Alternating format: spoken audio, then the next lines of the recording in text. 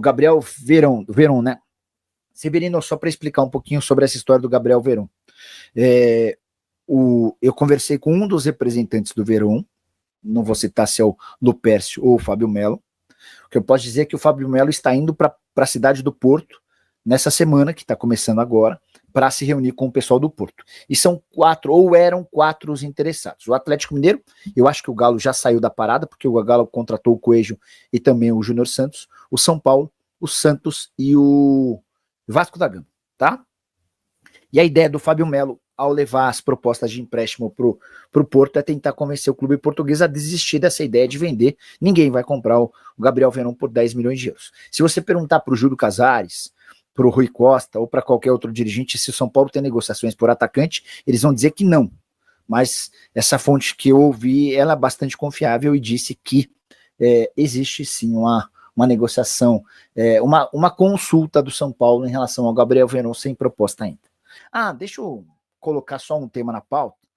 Não sei se vocês vão perguntar sobre o tema, mas ontem, uma página no Twitter que cobre o futebol mexicano no Brasil assegurou que o Rafael Carioca, vocês lembram dele? Volante que passou pelo Galo, pelo Grêmio, teve no Spartak, hoje ele joga no Tigres. Já joga há um tempão no Tigres. Que ele estaria rescindindo o contrato no México para vir para o Brasil já na semana que vem. E que já teria alguma negociação avançada com o time brasileiro. Entrei em contato com o Rafael Carioca. Acho que eu entrei, inclusive, durante a live de sexta-feira. A resposta veio só no sábado. Estava indo para o Canindé, a gente estava trocando mensagens. E o Rafa... Não, essa troca de mensagem não foi na sexta, não. Começou, quer ver? Deixa eu abrir aqui, ó. A gente começou a falar... Não, mandei ontem às 5 da tarde para ele. E aí acabou respondendo 6h40. Então eu estava chegando no Canindé e estava trocando mensagem com ele. O Rafael Carioca estava contando que o contrato termina em maio e que ele ainda tem um valor para receber lá no Tigres. Então, na teoria, a opção mais viável é de que o Rafael espere até maio, receba essa grana que ele tem para receber e saia livre. E aí ele vai buscar outro clube. Se por um acaso o Tigres sugerir para ele uma rescisão imediata, quitando essa questão, aí sim ele vai estar habilitado. Deve haver uma conversa nessa semana que está começando, e aí eu combinei com ele de que qualquer novidade ele avisa e eu conto para vocês, tá bom? Wesley Bola Cheia, torcedor do Galo. Boa noite, Nicola. O Botafogo fechou com o Arthur por 10 milhões. O Galo tinha oferecido o mesmo e eles não aceitaram. Algo de errado não está certo. Essa é a primeira conclusão mais óbvia. Mas vale a lembrança de que Zenit e Botafogo estão operando outras tratativas. E aí, só para explicar, né? O Luiz Henrique está indo para o Zenit por 35 milhões de euros. E o Wendel está vindo para o Botafogo por um valor ainda não divulgado. Então, quando você fecha um pacote, talvez você crie condições especiais. Eu não consigo colocar culpa no Vitor ou falar que os caras do Galo mandaram muito mal nessa negociação, porque o Galo ia fazer só uma operação. O Botafogo está fazendo 3 com o Zenit, está mandando um para lá e está trazendo 2, tá? Então pode ter uma venda casada, enfim, não dá para entender, mas a notícia de hoje é essa mesmo, que o Arthur se acertou com o Botafogo. Arthur é aquele mesmo que surgiu no Palmeiras, foi comprado pelo Red Bull Bragantino, foi recomprado pelo Palmeiras antes de ser negociado com o Zenit, ele tinha ido por 15 milhões de euros. A negociação está fechada por 10 milhões de euros, mais 20% de uma venda futura, tá? E o Luiz Henrique está indo para o Zenit. Então, são as 2 negociações fechadas. A do Wendel deve acontecer, mas só para junho. O Wendel deve se apresentar ao Botafogo antes do Super Mundial. Qual o futuro de Bruno Henrique? O BH vai para BH. Na mídia, dizem que ele é atleticano e deseja ir para o Atlético. Vamos lá. O Bruno Henrique é torcedor declarado do Galo. Isso ele nunca escondeu de ninguém. Vários setoristas que cobrem o Atlético afirmaram que o Bruno Henrique disse sim ao Atlético. E o negócio só não foi para frente porque o Flamengo disse não. O que o Denis Ricardo, que é o empresário dele, cara que eu julgo muito sério, o Denis Ricardo assegura que essa é uma mentira. Que houve uma consulta, mas nunca o Bruno Henrique fecharia com o Galo antes de um acordo do Atlético com o Flamengo. E desde o princípio, quando começou esse rumor, o Denis Ricardo ligou para o Boto. Boto, e aí? O que você pensa sobre o Bruno Henrique? Denis, a gente conversou com o Felipe Luiz e o Felipe disse que faz questão total de contar com ele, não tem a menor cogitação da gente negociá-lo. E que a partir daí nem se levou a história adiante, não tinha por que fazer outra proposta, enfim. Lucas Xavier sempre com superchat generoso. Boa noite, Nicola. Bruno Henrique no Galo, será? Qual será essa tal grande contratação misteriosa?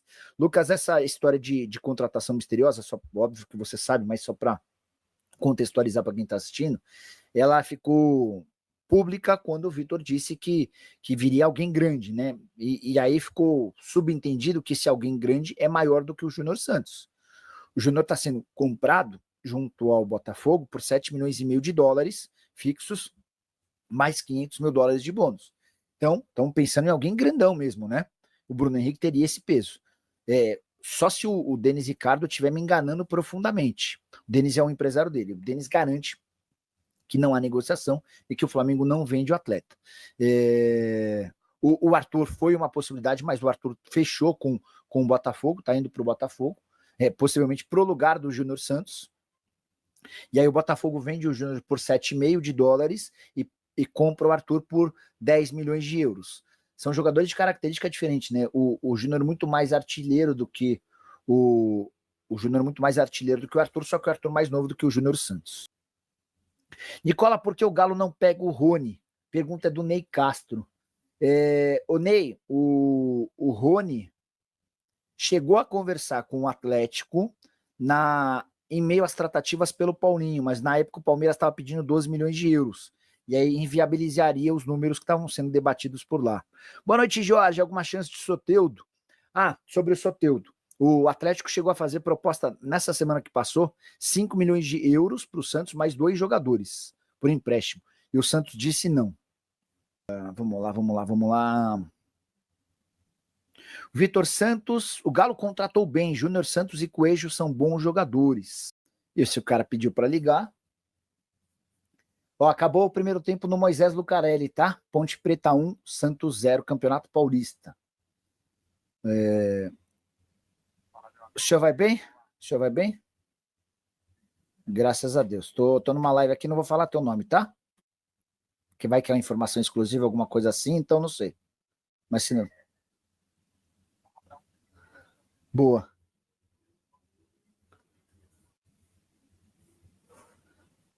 Como é que você tá, Júnior? Tudo bem, cara? Tá feliz aí, meu? Boa. Também. Tô passando para te dar parabéns, tá? Rebenta lá, boa sorte, meu. Boa. Quando é que você vai para lá, meu? Tá. De exame e depois assina, né? Então tá bom. Depois eu tô enchendo o saco do Ferraz pra gente fazer uma live ao vivo, que eu quero que ele conte o bastidor, quero falar sobre como é que ele descobriu você, a tua história é bem bonita, então, enfim, tô na torcida, tá bom? Se cuida, abração, meu.